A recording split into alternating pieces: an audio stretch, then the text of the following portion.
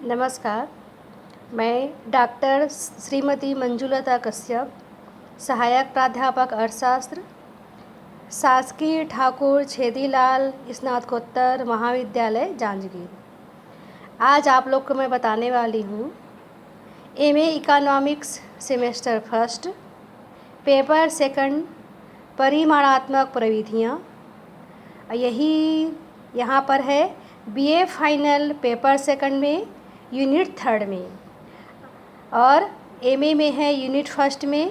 Topic का नाम है बाउले का विषमता गुणांक। तो आज इसमें हम लोग पढ़ेंगे बाउले के विषमता गुणांक के बारे में।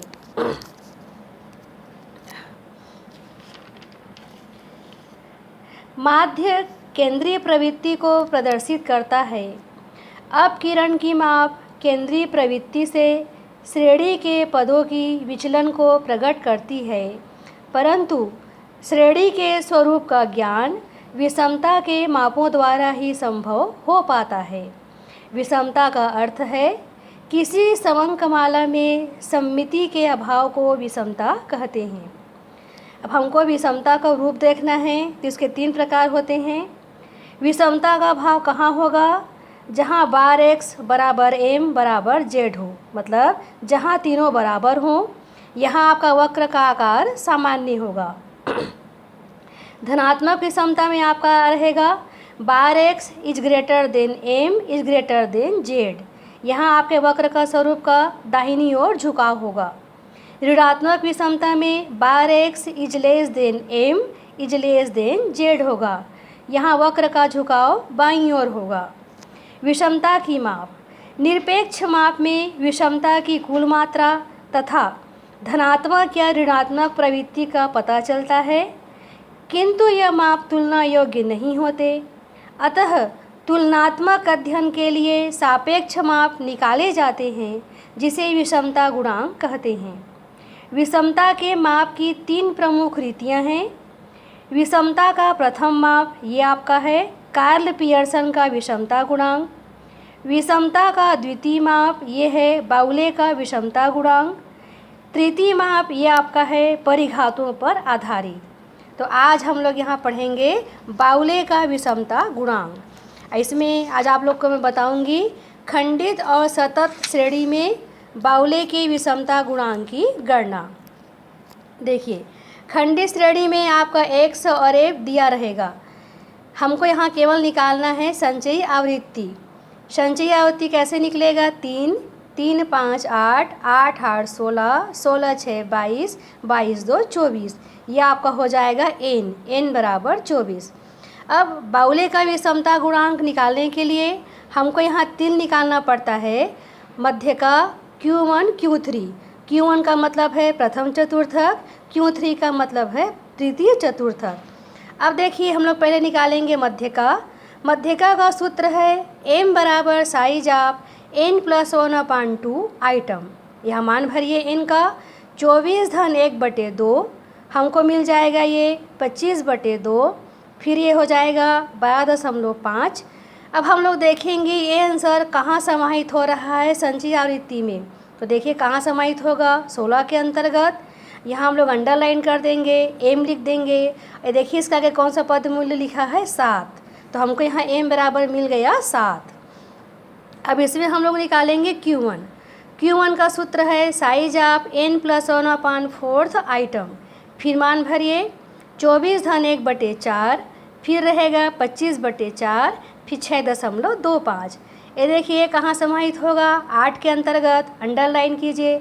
देखिए इसके आगे कौन सा पद मूल्य लिखा है? 5। तो हमको यहाँ मिल गया Q1 बराबर 5। फिर हम लोग निकालेंगे Q3 बराबर size of free n + 1/4 item. फिर मान भरिए 3 24 धन 1/4, 3 25/4, 3 × 6.25। तो हमको यहाँ मिल गया 18.75। अब देखिए कहाँ समाहित होगा? 22 के अंतर्गत। अंडरलाइन कीजिए। फिर देखिए कौन सा पद मूल्य लिखा है? 8। तो हमको यहाँ मिल गया Q3 बराबर 8। अब तीनों हमको मिल गया।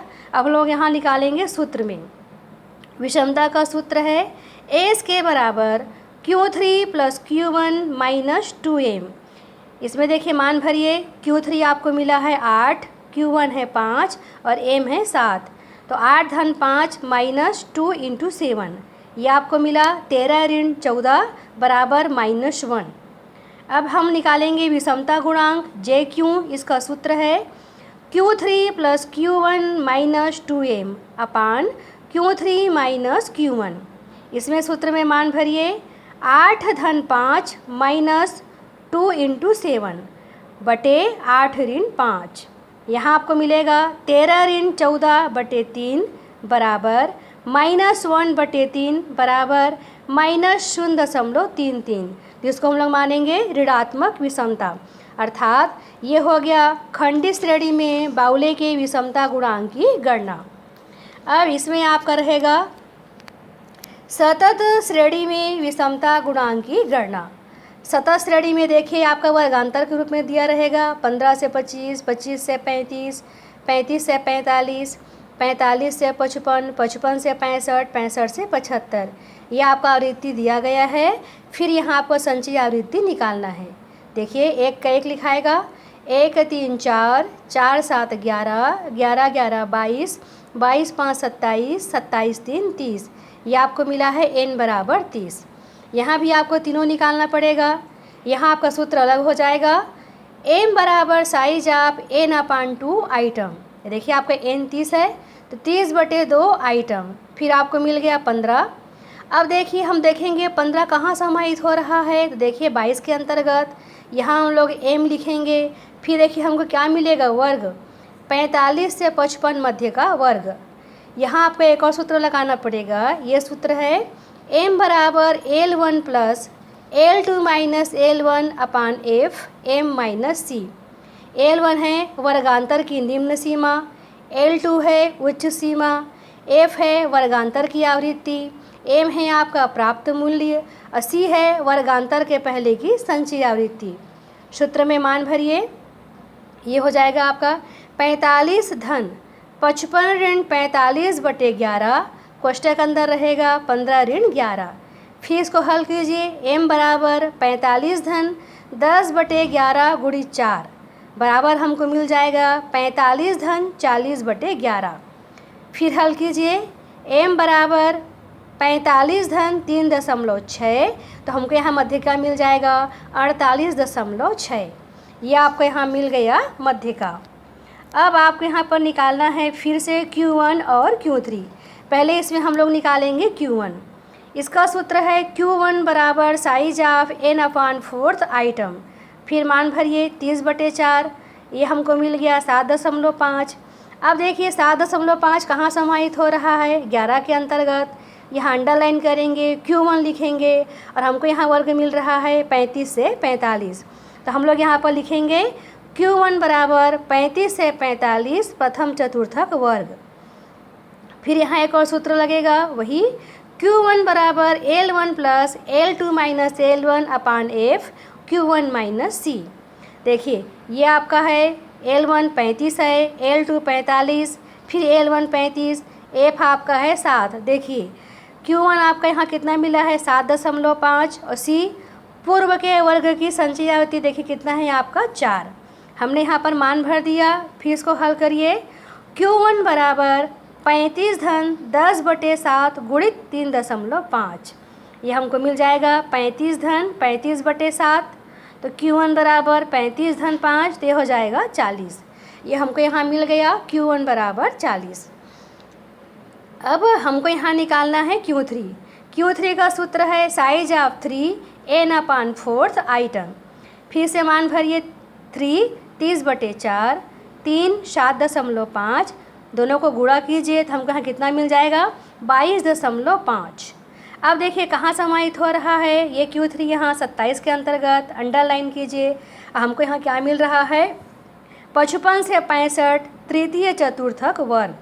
फिर मान भरिए, Q3 बराबर L1 plus L2 minus L1 अपान f Q3 माइनस c।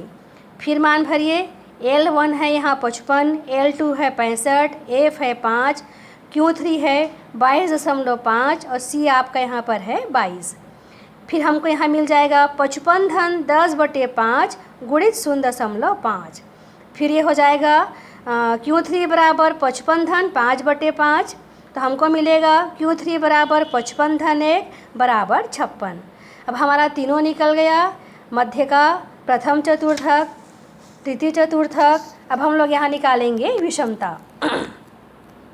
विषमता का सूत्र आपका वही है, S के बराबर Q3 + Q1 - 2m। फिर यहाँ मान भरिए, 56 धन 40 माइनस 2 गुणित 48.6, तो हमको यहाँ मिलेगा 96 ऋण 97.2, तो हमको यहाँ आंसर मिलेगा -1.2।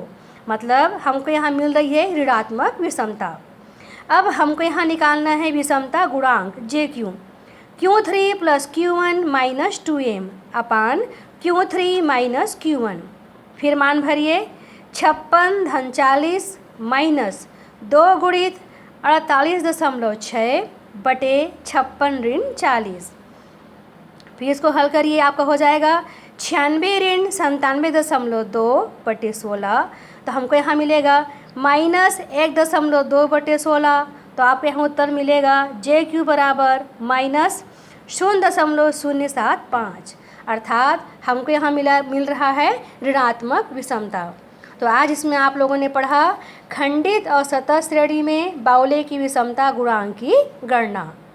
धन्यवाद।